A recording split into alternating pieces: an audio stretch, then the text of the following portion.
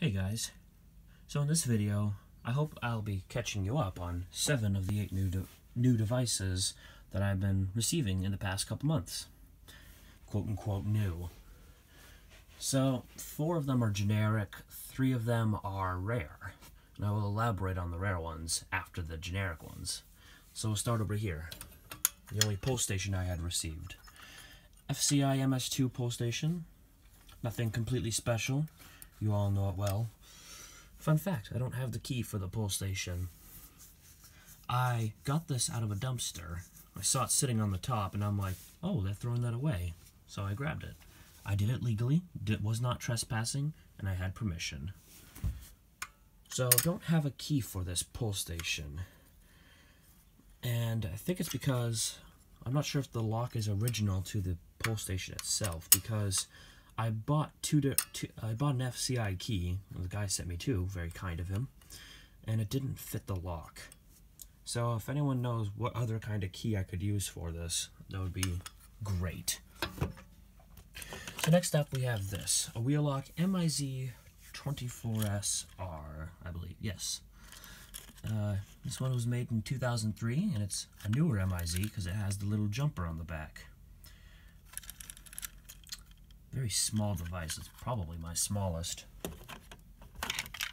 Just like this one. This is a Genesis G1 RF. Ooh, it's hard to read.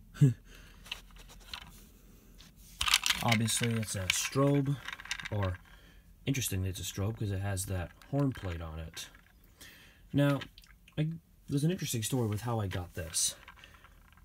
Someone was installing this on a new system, and they thought it was a horn strobe, and they used it in place of a horn strobe.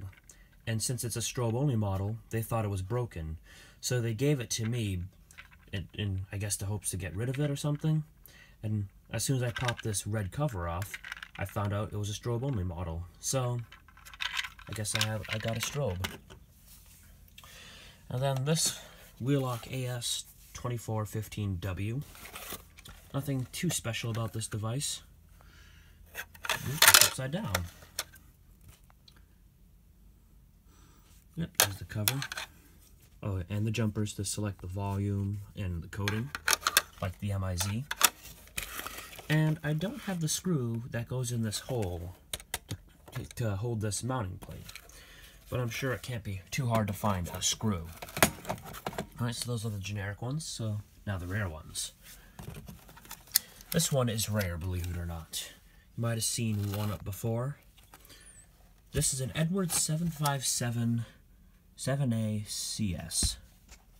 And if you saw that, yes, it is a chime strobe. Now, there's no I didn't get a mounting plate with this device, but hopefully one day I'll try to get one for it. It's a very cool device. I've never even seen a chime version before, but it is definitely a chime. I'll test that in all of them, except for one of them, and I'll explain for in a minute in another set of videos. This here is a Wheelock 45T bell. It was made in 1979, and I can't tell if it was a fire bell or a school bell.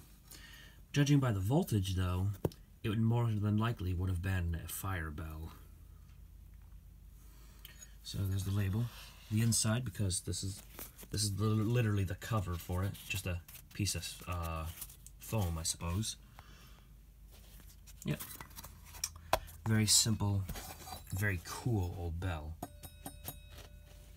Alright, and then last but certainly not least, this. My National Time 411. So, I have not tested it yet, although I'm told it works. And it does work, but I don't have a power supply strong enough for this.